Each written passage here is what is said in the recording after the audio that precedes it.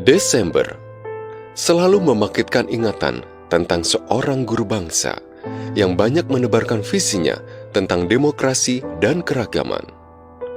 Beliau adalah Abdurrahman Wahid, atau yang akrab disapa Gus Dur, yang tutup usia pada 30 Desember 2009 silam.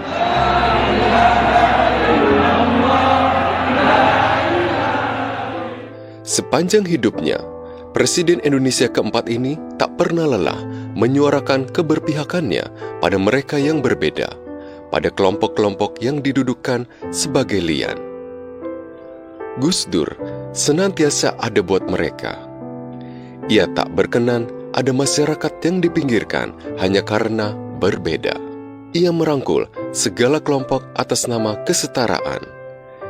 Di era kepemimpinannya, Indonesia membuka lagi ruang-ruang sosial bagi masyarakat yang selama bertahun-tahun terpinggirkan, seperti masyarakat Tionghoa. Imlek disertakan dalam daftar libur nasional, dan perayaan-perayaan masyarakat Tionghoa kembali boleh diadakan. Mari membongkar lagi ingatan dan kenangan kita tentang Gus Dur, yang ajaran-ajarannya laksana suar bagi keragaman.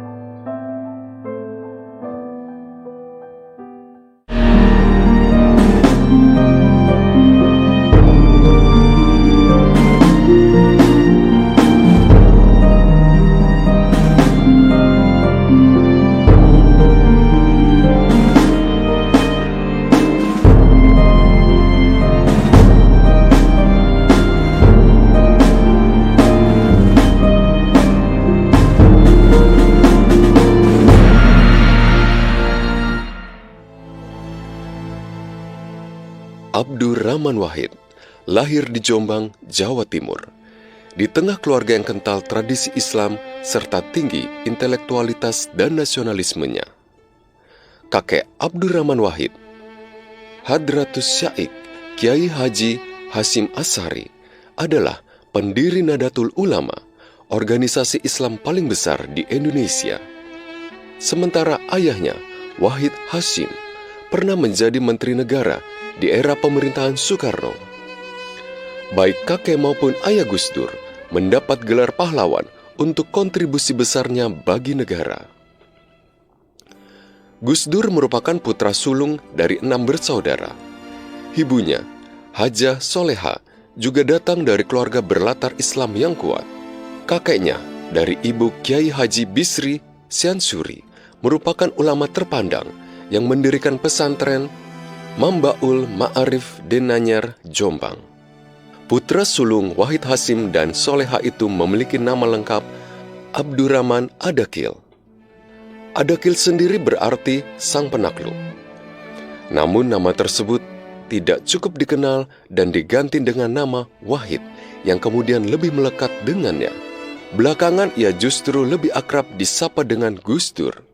Gus, sebutan kehormatan khas pesantren kepada seorang anak kiai yang berarti abang atau mas. Bila melihat garis leluhurnya, Gus Dur sejatinya memiliki darah Tionghoa dari Tan Kim Han yang menikah dengan Tan Alok, saudara kandung dari Raden Patah, pendiri Kesultanan Demak yang bernama Tionghoa Tan Eng Hua. Semua putri sama sih dekatnya dengan beliau. Beliau punya hubungan yang berbeda-beda ya dengan masing-masing anaknya gitu. Jadi kalau dengan saya seperti apa, adik saya yang nomor 3, nomor 3 ya Anita, itu dia pernah nih nggak pulang-pulang ke rumah Ciganjur, dia diparanin ke kos-kosannya gitu. Padahal Gus Dur itu waktu itu sudah selesai jadi presiden, artinya mantan presiden maranin anaknya di kos-kosan gitu kan. Jadi semuanya punya hubungan yang spesial. Saya tidak pernah merasa sebagai anak yang paling disayang, tapi saya juga nggak pernah merasa adik saya lebih disayang dari saya, itu nggak juga gitu. Gus Dur itu kan suka bercanda ya, dan Inayah itu juga suka bercanda gitu ya. Yeni itu juga sebetulnya suka bercanda gitu, suka ngejoke gitu. Jadi kita biasanya kalau ketemu itu makan bercanda, udah itu aja gitu. Sama kecuali kalau lagi pembicaraannya serius begitu ya. Kalau pembicaraannya serius ya kita serius, kita bisa bertanya apa aja, kita bisa mempertanyakan kenapa Bapak begini, kenapa sih Pak Bapak ngomongnya begini, Pak kok Bapak sikapnya begini begitu. Itu kita bisa nanya bebas Mbak gitu. Jadi kami beruntung karena orang tua kami sangat egaliter ya, kita bisa nanya apa aja gitu. Jadi bondingnya itu juga personal. Kalau saya sih ngobrol sama Gus Dur. Kalau Inayah itu dia nemenin bapak gitu. Karena yang tinggal di rumah sampai Gus Dur wafat itu kan Inayah gitu. Jadi beda-beda ya bondingnya.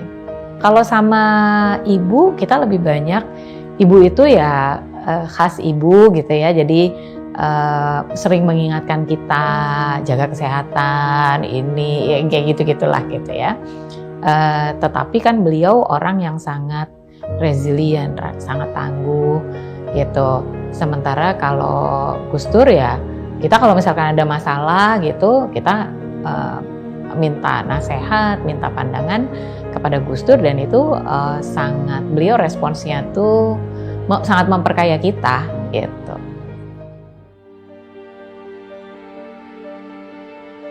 Gus Dur buat saya secara personal ya sebagai seorang santri ya tentu saja panutan ya. Dia sebagai figur, beliau ini menjadi role model bagi anak santri, tidak hanya menguasai tradisi Islam tapi juga berani mendialogkannya dengan pemikiran-pemikiran baru. Secara umum saya kira mungkin satu-satunya santri ya, atau kiai yang berani di awal tradisi Islam Indonesia yang mendialogkan pemikiran Islam dan pemikiran yang lainnya gitu. Salah satunya Gus Dur, tentu saja ada Cak Nur ya. Jadi penting sekali peran Gus Dur bagi kehidupan pesantren, terutama para santri ya di bawah Gus Dur yang melihat kiai atau pesantren itu tidak harus menarik diri dari kehidupan sosial yang lebih besar. Justru sebagai santri atau orang-orang pesantren harus berani untuk menatap hidup ini ya, menatap persoalan sosial, berani mendialogkan pemikiran-pemikiran yang berangkat dari tradisi Islam atau tradisi Islam di Nusantara dengan pemikiran-pemikiran baru yang ada di luar tradisi Islam.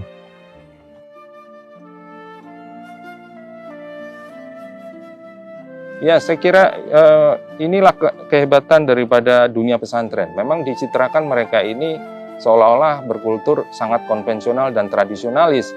Dalam kenyataannya sebetulnya para kiai itu memberi kesempatan kepada para santri untuk membuka wawasan berpikir seluas-luasnya.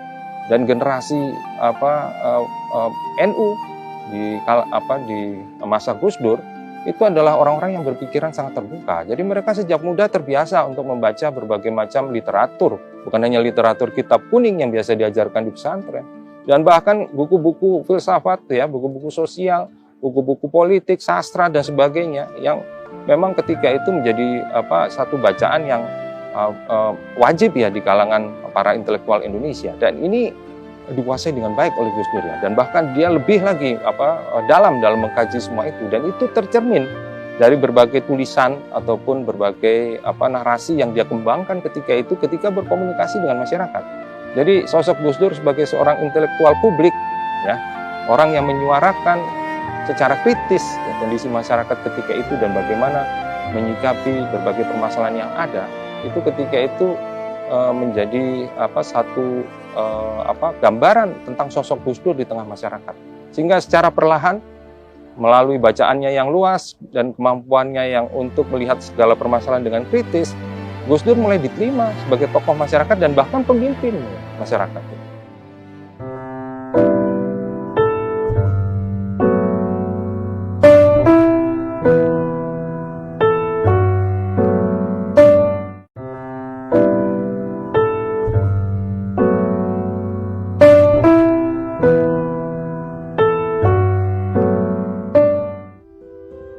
Tahun 1949, Gus Dur sempat belajar di SD Kris, kemudian pindah ke SD Matraman Perwari.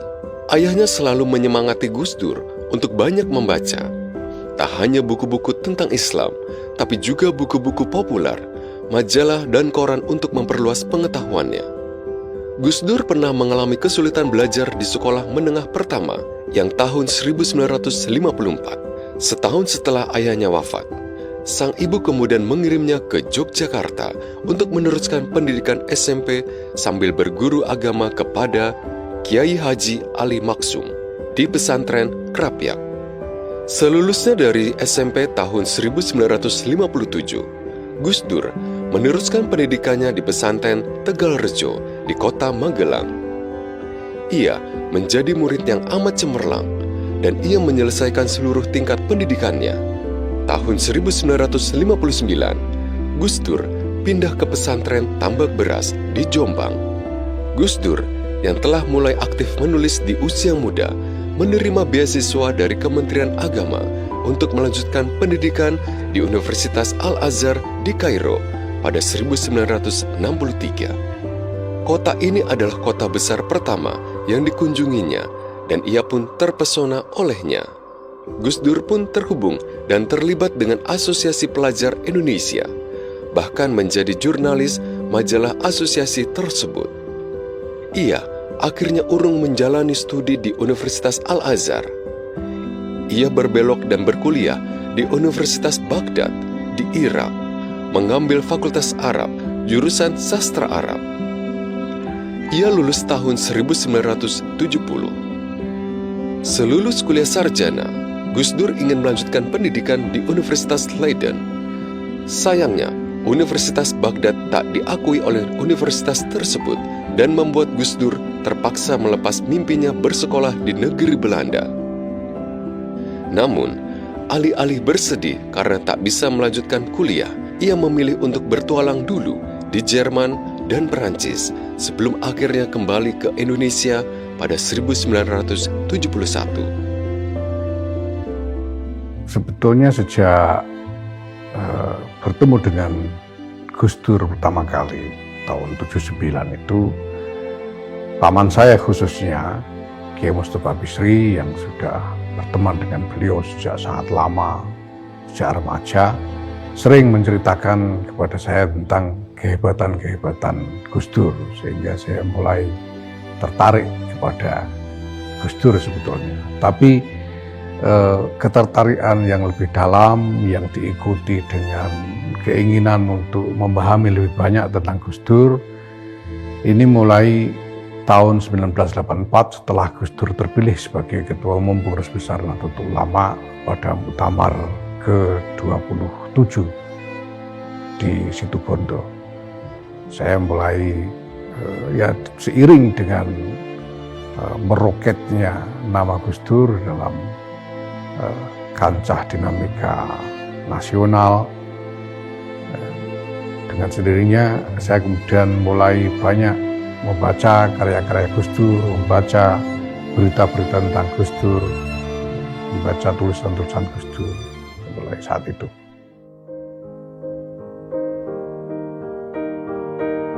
Ya, saya kira Gus Dur ini seorang yang berpikiran luas ya dan bebas. Dia tidak bisa dikerangkai oleh satu bidang ilmu. Nah, karena itulah kemudian saya kira bangku kuliah itu seperti membelenggu Gus Dur, sehingga minatnya dia untuk menyelesaikan jenjang pendidikan menjadi melemah dan tidak menguat lagi. Nah, itulah saya kira menyebabkan kemudian Gus Dur memilih untuk tidak melanjutkan pendidikannya. Tetapi pada akhirnya ketika di Baghdad dia menyelesaikan pendidikannya sampai ke tingkat sarjana ketika itu ya.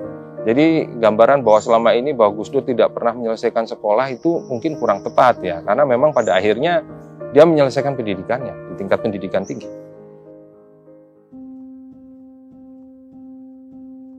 Umumnya orang-orang itu ya yang dihadapi itu, yang dipikirkan kalau sedang kuliah yang dipikirkan ya pelajaran kuliah. Kalau bicara tentang agama ya tentang fikih syariat gitu. Gus Dur itu sudah bicara tentang bangsa, tentang manusia.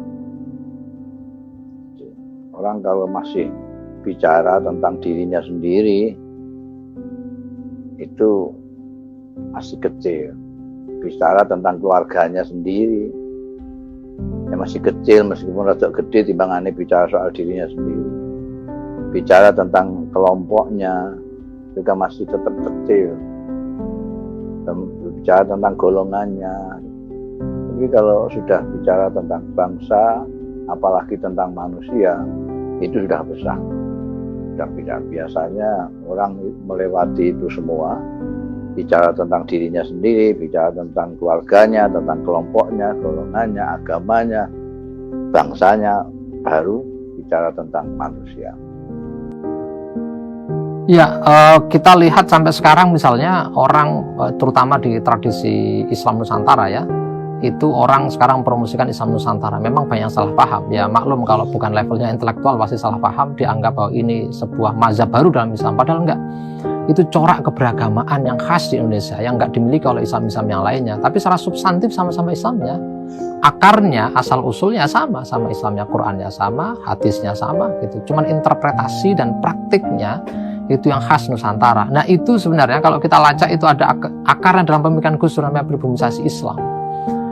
Nah dari semua isu pemikiran Gus Dur ya, karena rentangnya sangat luas sekali, beliau ngomong soal demokrasi, ngomong soal mendialogkan Islam dengan humanisme, mendialogkan Islam bahkan dengan sosialisme. Beliau sempat nulis soal Islam dan Marxisme gitu. Dan ini nggak pernah lepas dari kepesantrenannya, itu yang unik gitu. Jadi beliau berani membangun sintesa atau minimal membangun percakapan akademik ya antara tradisi Islam dengan tradisi di luar Islam. Nah itu yang menurut saya melekat ya dalam kesadaran kaum santri, bahkan menjadi kontribusi penting di dalam diskursus keislaman di Indonesia.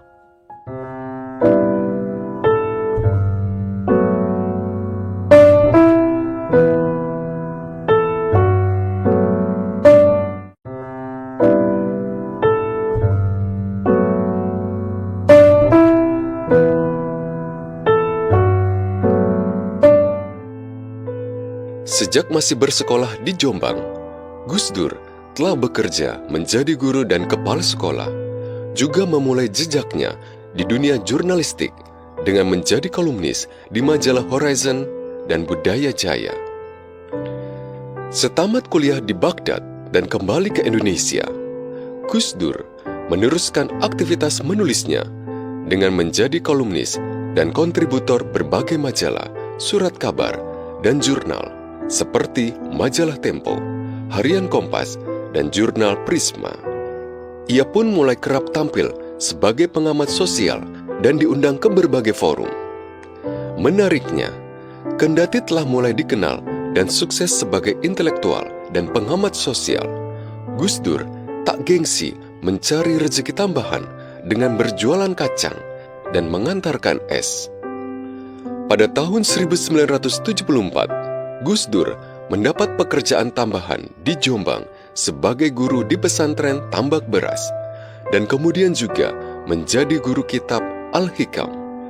Ia menjabat sebagai sekretaris umum pesantren Tebu Ireng hingga tahun 1980. 3 tahun kemudian, yakni pada 1977, Gus Dur bergabung ke Universitas Hasyim Asy'ari sebagai dekan Fakultas Praktik dan Kepercayaan Islam, dan universitas ingin agar Gus Dur mengajar subjek tambahan seperti syariat Islam dan misiologi.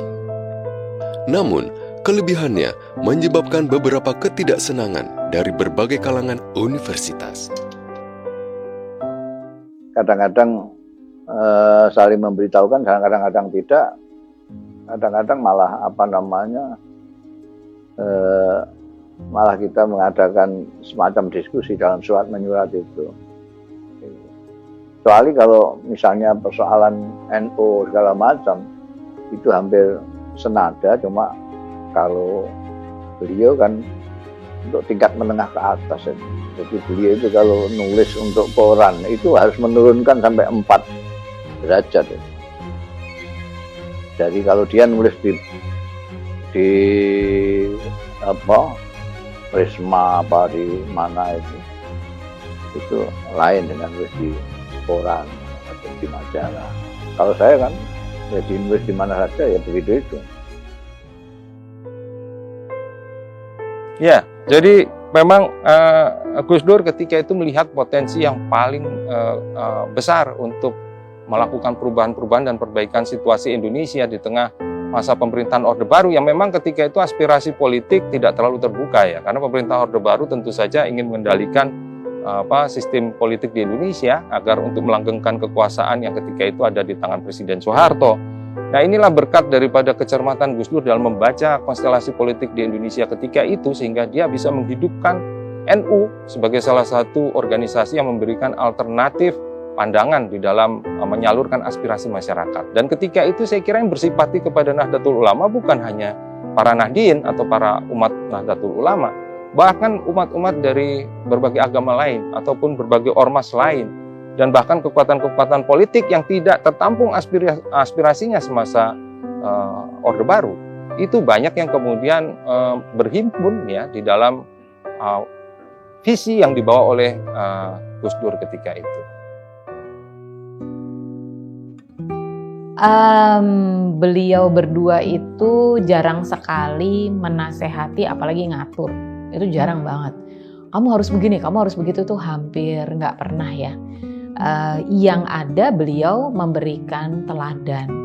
Jadi kami itu, saya misalnya, saya tumbuh jadi pekerja keras karena malu Mbak, bapak ibunya pekerja sangat keras. Saya jadi orang yang nggak bisa cengeng dalam hal kalau ada masalah, ada kendala gitu terus saya cengeng, saya nggak jadi, saya menyerah, itu nggak bisa karena ibu saya seperti itu gitu. Dengan segala keterbatasannya beliau bisa lulus kuliah, dulu diramalkan nggak bisa bangkit ya, nggak bisa, maksudnya kan waktu itu lumpuhnya dari sini sampai bawah. Tapi sekarang beliau bisa berjalan dengan dituntun selama beberapa langkah, selesai kuliahnya, bisa nulis, itu ya karena beliau tidak menyerah. Begitu juga dengan Gus Dur. Gus Dur ketika kondisi kesehatannya makin menurun, kemudian nggak bisa melihat, tapi beliau masih bisa jadi presiden. Ya gimana kita jadi anaknya mau sedikit-sedikit ngeluh ya nggak bisa gitu. Artinya beliau berdua memberikan dari teladan bagaimana beliau memperlakukan orang yang berbeda. Itu membuat kami belajar tentang respecting others gitu. Nggak kemudian pokoknya terhadap minoritas kamu begini-begini, nggak ada. Tapi bagaimana beliau terhadap semua orang itu berlaku sama dan bahkan selalu berada di depan ketika ada kelompok lemah itu didolimi. Nah itu membuat kami melihat manusia itu setara. Ada dua hal. Pertama, bagaimana Gus Dur memimpin transformasi Nahdlatul Ulama ini dari organisasi yang sebelumnya cenderung katakanlah introvert, inward looking, cenderung lebih berpikir ke dalam, menjadi organisasi yang lebih terbuka, lebih mau melihat keluar. Dan bahkan Gus Dur tidak hanya melakukannya dengan cara menularkan wacana, tapi beliau melakukan engagement, melakukan persinggungan dengan berbagai pihak yang luas sekali, sehingga seluruh slogan NU ini kemudian ikut terbawa di dalam arus transformasi yang diciptakan Gus Dur untuk membawa NU ke arah yang lebih terbuka, lebih kosmopolit, dan lebih berorientasi ke masa depan. Yang kedua, apa yang dilakukan Gus Dur dengan transformasi politik di Indonesia. Gus Dur tentu saja bersama-sama dengan jaringan kawan-kawan seperjuangannya seperti Cak Nurholis Majid, ya, kemudian ada Pak Marsilam Simanjuntak, ada Pak Sofyan Effendi, Pak Dawam Raharjo dan lain sebagainya. Gus Dur pada waktu itu ikut serta di dalam perjuangan mentransformasikan politik Indonesia ini dari kungkungan politik yang represif, yang otoritarian, menuju kepada sistem politik yang lebih terbuka, yang lebih demokratis, sampai berujung pada reformasi pada tahun 1998 ini. Bersama-sama tentu saja para tokoh-tokoh politik yang lainnya. Tapi semua orang bisa menandai bahwa peran Gus Dur dalam konteks ini luar biasa besar, sangat menentukan.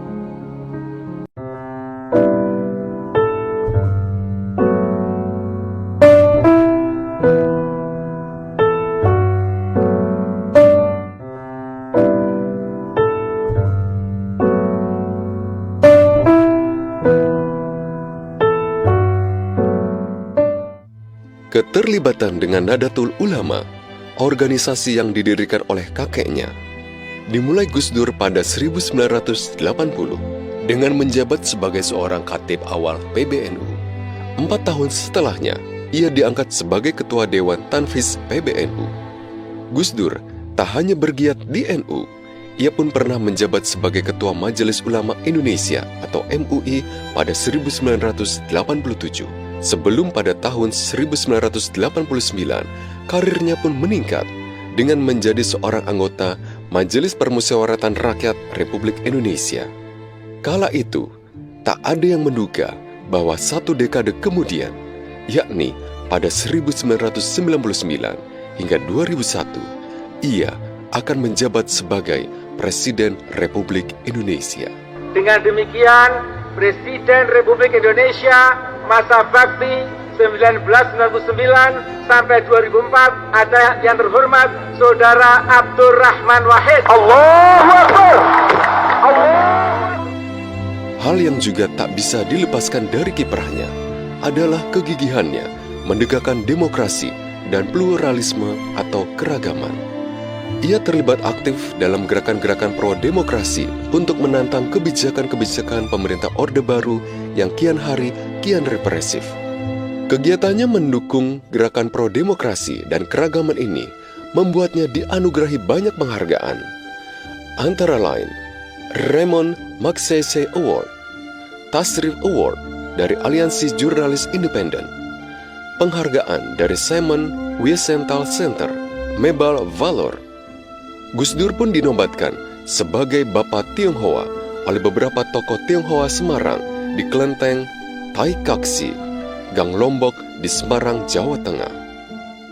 Sejak 84 itu, saya memang kemudian sangat terdorong untuk lebih serius belajar tentang Gus Dur.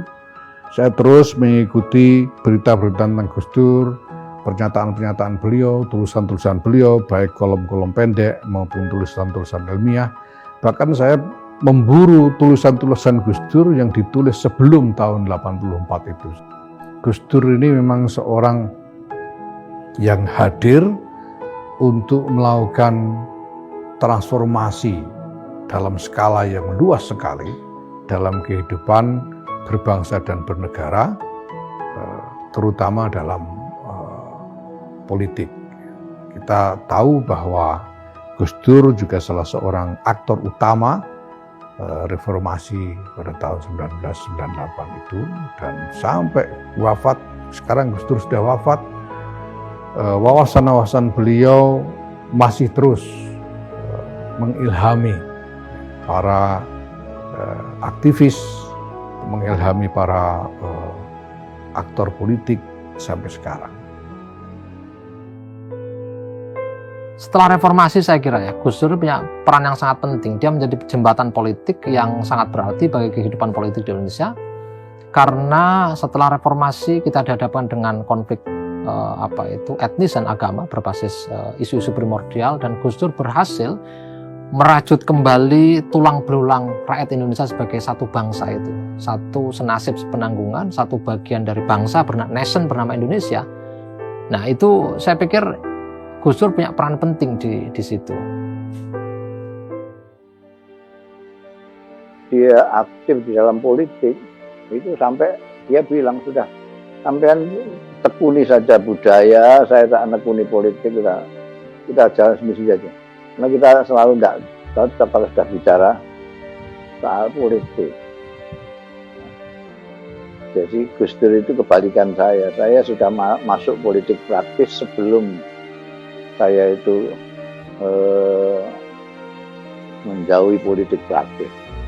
Sementara Gus Dur sebelumnya belum politik praktis, belakangan ketika ada PKB, beliau baru menjadi orang politisi praktis.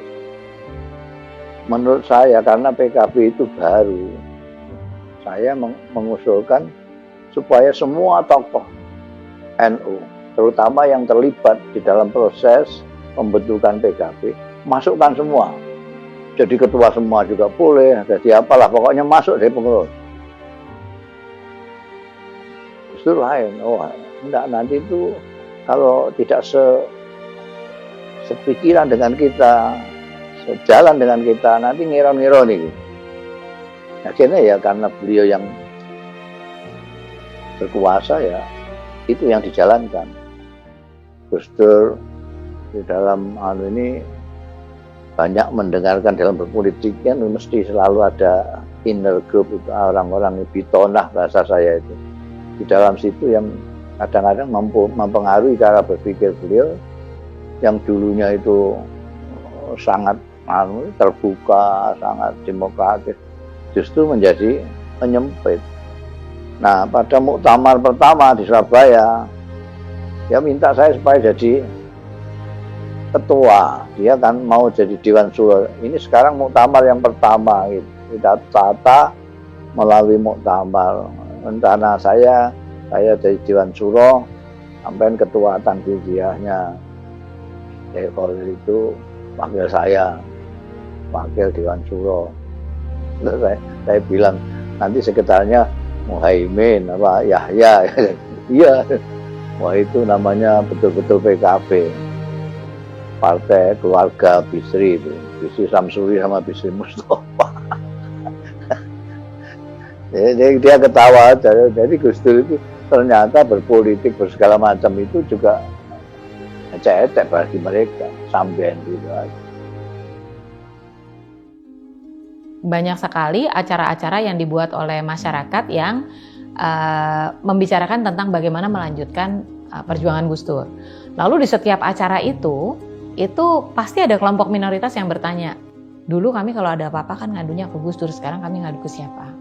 Siapa yang akan melindungi kami? Itu pertanyaannya banyak sekali yang seperti itu. Jadi akhirnya, waduh ini perjuangan Gus Dur harus ada yang melanjutkan dan kita nggak mungkin melanjutkannya sendiri. Jadi akhirnya kita mengambil pilihan untuk mengumpulkan murid-murid Gus Dur itu yang ada di mana-mana dan kita ajak untuk ayo jalan bareng dong kita biar saling memperkuat, karena mencari pengganti Gus Dur ya susah gitu. Tapi kalau kita sama-sama bekerja bareng-bareng terkonsolidasi, mungkin kita bisa melanjutkan apa yang dulu dilakukan oleh Gus Dur.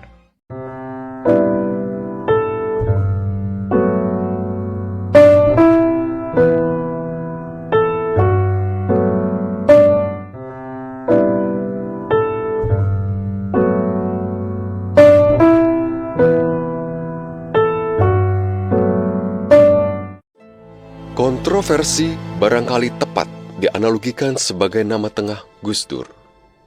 Pendapat dan langkah-langkah politiknya penuh kejutan. Cetusan-cetusannya dalam mengomentari sebuah kondisi politik pun kerap menggelitik dan menjadi sebuah jargon yang melekat dengannya hingga jauh hari.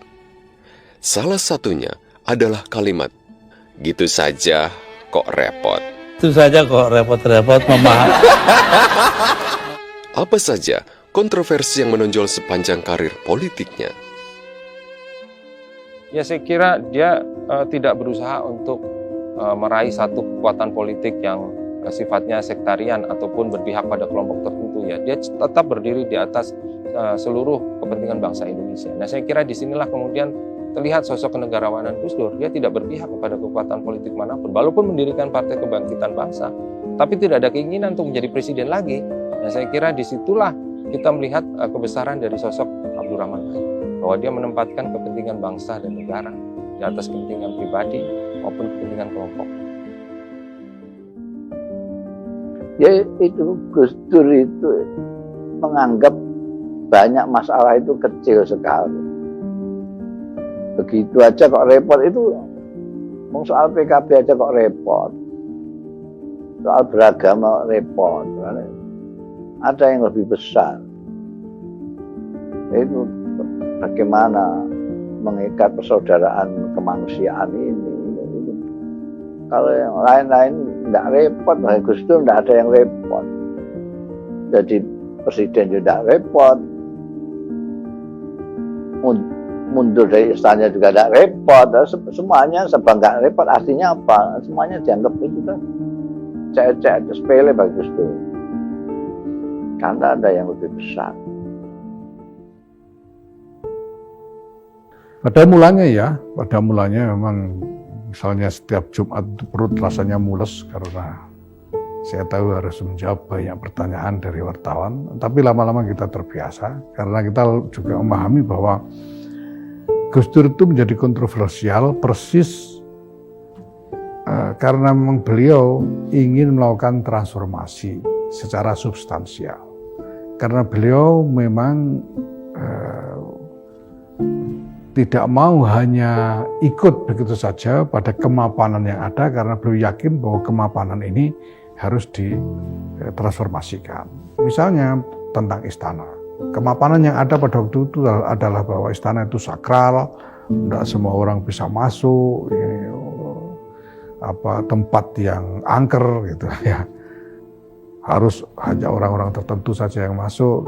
Tapi pada waktu Gus Dur presiden, Gus Dur kemudian mengundang berbagai macam orang untuk datang sebagai tamu di istana sehingga kesakralan istana itu sendiri lalu luntur.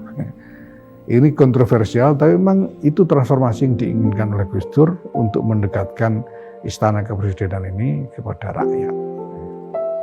Nah, hal-hal semacam ini yang memang dilakukan oleh Gus Dur sepanjang karirnya. Hanya melihat diri saya ini sebagai semacam aksesori saja untuk presiden.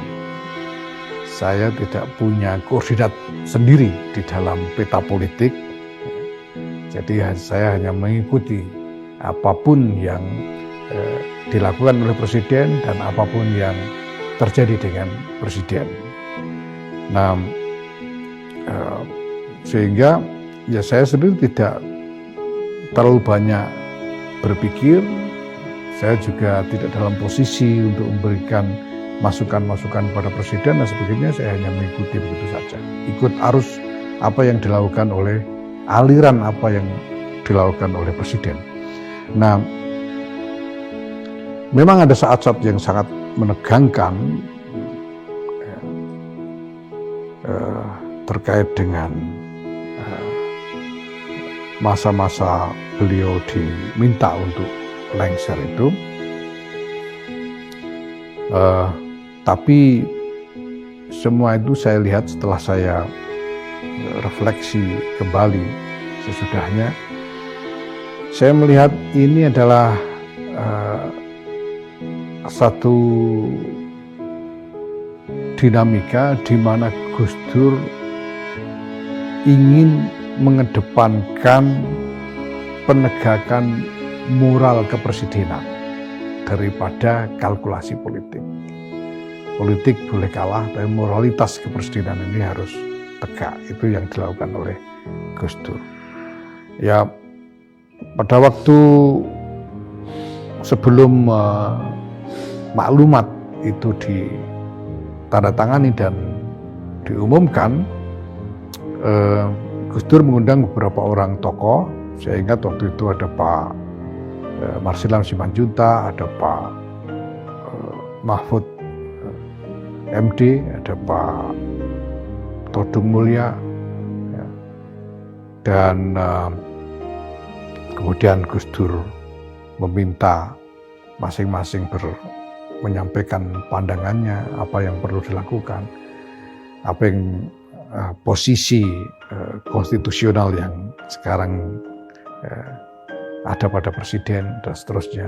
Kemudian presiden tidak membuat diskusi, beliau hanya mendengarkan masing-masing bicara, kemudian beliau katakan, baik, saya sudah dengar semua, saya sekarang akan berpikir untuk membuat keputusan. Kemudian beliau meninggalkan ruangan, dan sudah itu tidak lama kemudian saya tidak tahu siapa yang ditugaskan untuk mendraft naskah maklumat itu. Belakangan saya hanya tahu bahwa naskah itu sudah jadi, ditandatangani oleh presiden, kemudian saya ditugaskan untuk membaca.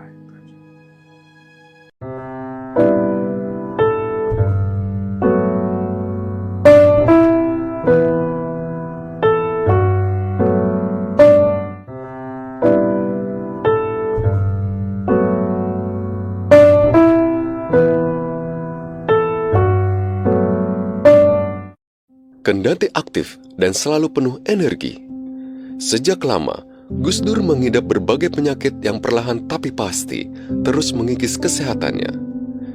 Selain diabetes dan gangguan ginjal, gangguan penglihatan yang ia alami membuat Gus Dur yang begitu gemar membaca terpaksa memerlukan bantuan orang lain untuk membaca dan menulis. Beliau pun beberapa kali terkena serangan stroke.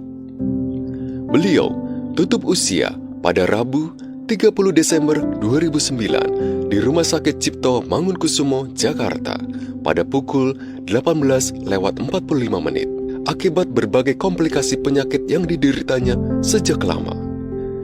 Sebelum wafat, ia harus menjalani hemodialisis atau cuci darah rutin.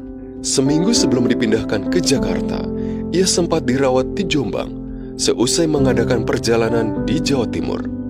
Barangkali perjalanan tersebut merupakan caranya berpamitan dengan para leluhur di mana akar jiwanya tertambat. Kini, Gus Dur telah bersemayam dengan keabadian di sebelah utara pusara kakeknya yang juga pendiri Nahdlatul Ulama atau NU, Kiai Haji Hasyim Asy'ari di Pondok Pesantren Tebu Ireng, Jombang, Jawa Timur. Sebelum beliau ke Jombang dan kemudian kolaps, ya.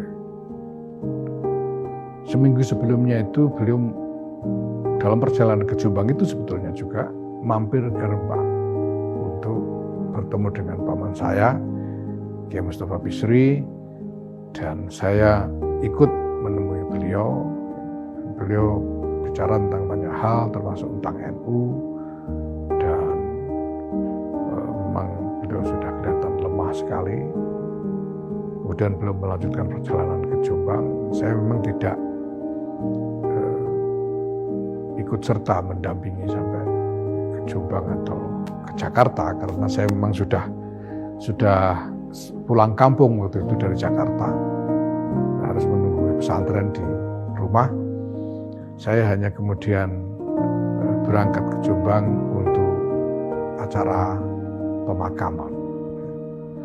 Dan saya lihat itu memang suasana yang kolosal sekali. Saya kira jutaan orang hadir dalam acara pemakaman itu, dan itu tidak lebih tidak kurang menunjukkan bagaimana kecintaan orang banyak kepada Gus Dur. Yang pertama, dia menyintai orang lain. Semua orang itu dia menyintai. Makanya tidak heran kalau dia dicintai orang banyak, karena dia memang menyintai orang. Dia menyintai orang. Gus Dur itu semua yang di dunia ini dianggap tidak usah repot, kecil. Kemudian kesetia kawanan. Gus Dur itu punya kesetia kawanan. Kalau Anda berkawan dengan Gus Dur itu sampai kayak apapun, Anda akan tetap dianggap kawan, termasuk keluarga sampean, semua kenalan sampean. Makanya Kiai Husain Cirebon itu menganggap Gus Dur itu zahid, orang yang zuhud. Kenangan terdalam saya dengan Bapak itu ya banyak ya Mbak. Banyak banget, itu bisa ceritanya sampai bulan depan.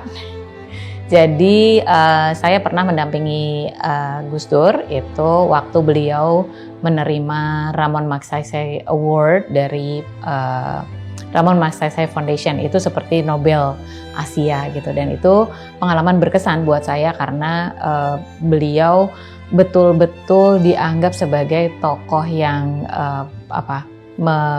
itu kategorinya public leadership. Jadi bagi saya itu pengalaman pertama melihat penghargaan dari secara internasional untuk Gus Dur. Tapi pengalaman yang paling buat saya itu adalah pada saat mendampingi Gus Dur mengikuti forum, namanya Forum 2000, di mana para pemikir dunia waktu itu sedang berkumpul. Jadi ada Dalai Lama, ada Elie Wiesel, ada Frederick de Klerk yang menghentikan atau membubarkan apartheid, ada Kanselir Helmut Kohl, pokoknya macam-macam deh. Itu berpikir tentang dunia masa depan yang ingin diwujudkan begitu. Dan bagaimana mereka kemudian mendengar visi Gus Dur dan mereka seperti terpesona begitu. Jadi buat saya wow gitu. Beristirahatlah tenang Gus. Meski demokrasi dan pluralisme di negeri kita masih harus terus kami rawat dan jaga, kami tak khawatir. Sebab ruh, pemikiran, semangat, dan lelucon-lelucon cerdasmu akan selalu menemani dan menjadi suara kami.